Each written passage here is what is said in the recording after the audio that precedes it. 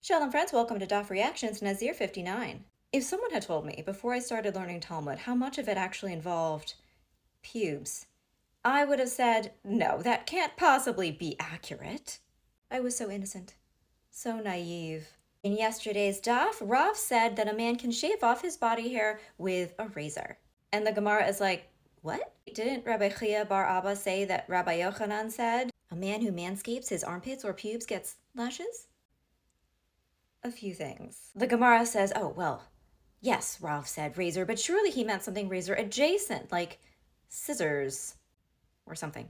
And to be totally fair, people who lived in the Talmudic era essentially had access to the same hair removal techniques and technologies that we currently have, not just razors. I mean, they even had laser hair removal if they booked far enough in advance with Rabbi Shimon Bar Yochai for the day he was set to emerge from his cave. Secondly, as soon as I learned that thing about Rabbi Yochanan, I said to myself, well, that's funny because I know in my soul there is no way that Rabbi Yochanan had armpit hair. You cannot tell me that he did. And in today's daf, that feeling is vindicated. So the sages say to Rabbi Shimon bar Abba, so we were just wondering how Rabbi Yochanan could say this because he doesn't have armpit hair. Called it. And Rabbi Shimon responds, maybe they fell out due to old age.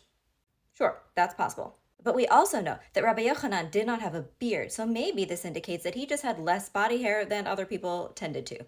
But anyway, body hair removal isn't forbidden by the Torah, so what is up with the lashes? What's the problem? We learn in a shitty baraita that apparently men removing armpit hair or pubes could fall under the biblical prohibition against men wearing women's clothing and women wearing men's clothing.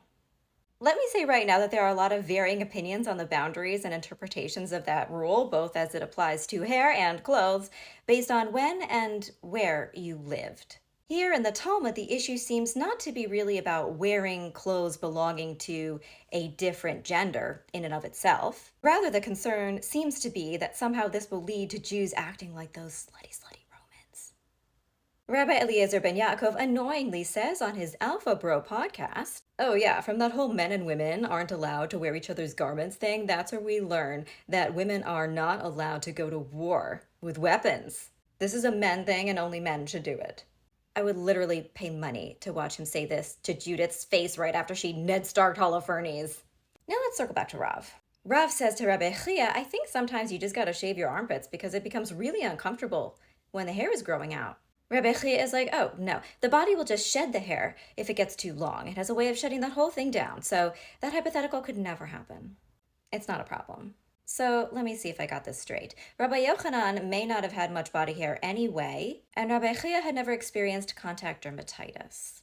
Oh look, it's two men who aren't affected by an issue at all, still out here trying to legislate what other people who are affected by that issue are allowed to do with their bodies. I mean, thank goodness no one tries to do that now. Oh.